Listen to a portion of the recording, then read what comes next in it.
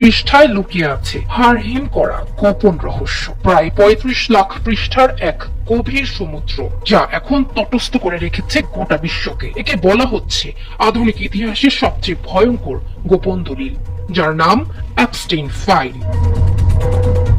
Epstein ফাইলের মূল চরিত্র জেফ্রি অ্যাপস্টেইন। তিনি ছিলেন আমেরিকার এক প্রভাবশালী বিনিয়োগকারী, যার বিলাসবহুল জীবনের আড়ালে ছিল এক অন্ধকার জগৎ। তার বিরুদ্ধে অভিযোগ ওঠে এক সুসংগঠিত পাচার চক্র চালানোর, যেখানে তিনি ক্ষমতার অপব্যবহার করে অসংখ্য অপ্রাপ্ত বয়স্ক জীবনকে অন্ধকারের দিকে ঠেলে দিয়েছিলেন।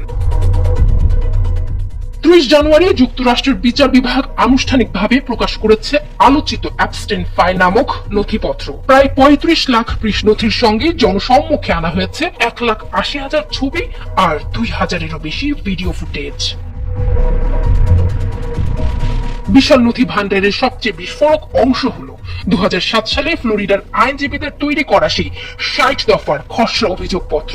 সেখানে অত্যন্ত স্পষ্টভাবে উল্লেখ করা হয়েছে যে ২০০১ থেকে ২০০৫ সালের মধ্যে জেফ্রি অ্যাপস্টেইন ও তার ৩ পরিচয়হীন সহযোগী অর্থের প্রলোভন দেখিয়ে ১৮ বছরের কম বয়সী মেয়েদের অর্থের বিনিময়ে অনৈতিক কাজে প্রলুব্ধ করেছেন।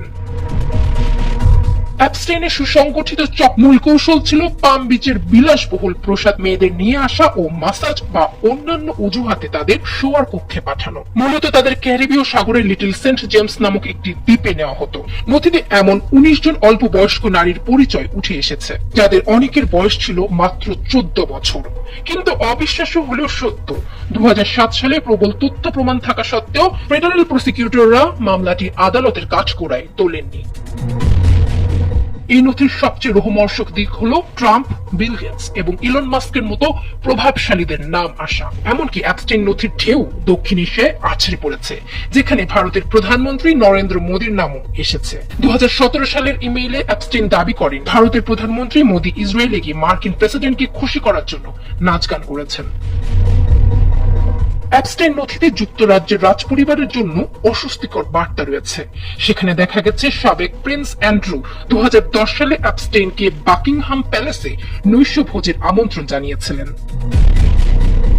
আসন্ন দিনগুলোতে এই নথির সূত্র ধরে বিশ্বের অনেক প্রভাবশালী ব্যক্তির মুখোশ খসে পড়তে পারে, যা নতুন করে অনেক রাঘব বোয়ালের অন্ধকার অধ্যায়ের পর্দা ফাঁস করবে। মানুষটি আজ বেঁচে নেই, কিন্তু তার রেখে যাওয়া সেই গোপন তথ্যের ভান্ডার এখনো বিশ্বজুড়ে তীব্র কম্পন সৃষ্টি করে চলেছে।